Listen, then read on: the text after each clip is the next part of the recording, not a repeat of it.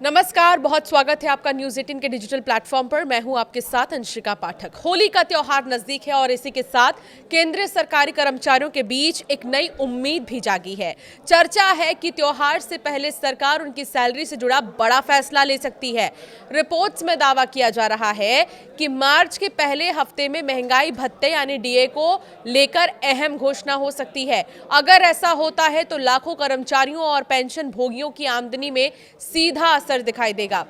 खबर इसीलिए भी खास है क्योंकि 7वां केंद्रीय वेतन आयोग 31 दिसंबर 2025 को पूर्ण हो चुका है। अब सबकी नजरें 8वें वेतन आयोग पर टिकी हैं।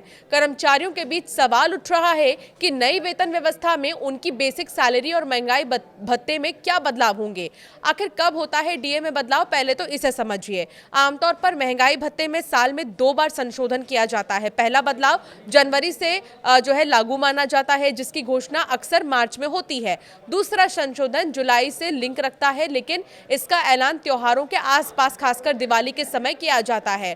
इस बार जनवरी 2026 का डीए संशोधन ज्यादा अहम माना जा रहा है क्योंकि ये 7वें वेतन आयोग के खत्म होने के बाद पहला बड़ा बदलाव होगा। ऐसे में उम्मीद की जा रही है कि 8वें वेतन आयोग की प्रक्रिया आगे बढ़ने के साथ सरकार होली से पहले डीए बढ़ोतरी की घोषणा कर सकती है।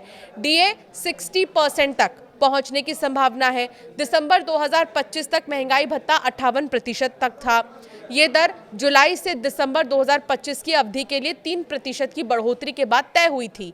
अब महंगाई दर और मौजूदा हालात को देखते हुए जनवरी 2026 से 2% और बढ़ोतरी की चर्चा है। अगर ऐसा होता है तो डीए 60% तक पहुंच सकता है। हालांकि 2% की वृद्धि पिछले 26 वर्षों में सबसे छोटी बढ़ोतरी मानी जाएगी, लेकिन ये सबसे कम नहीं होगी। जनवरी 2000 में केवल 1% की वृद्धि हुई थी, तो वहीं जनवरी 2007, 18 और 25 में 2% की बढ़ोतरी दर्ज की गई थी। यानी छोटी वृद्धि भी कर्मचारियों की सैलरी पर असर डालती है। डीए बढ़ने से न सिर्फ मासिक वेतन बढ़ता है बल्कि पेंशन, एरियर पर भी सीधा फायदा मिलता है।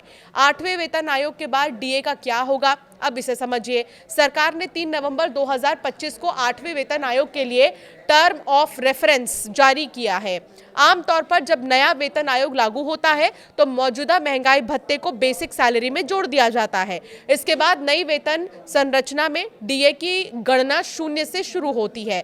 पिछले सभी वेतन आयोगों में यही प्रक्रिया अपनाई गई और इस बार भी ऐसा ही होने की उम्मीद है। इसका मतलब है कि मौजूदा 58 या संभावित 60% डीए भविष्य में नई बेसिक सैलरी का हिस्सा बन सकता है, जिससे शुरुआती वेतन में बड़ा बदलाव दिख सकता है।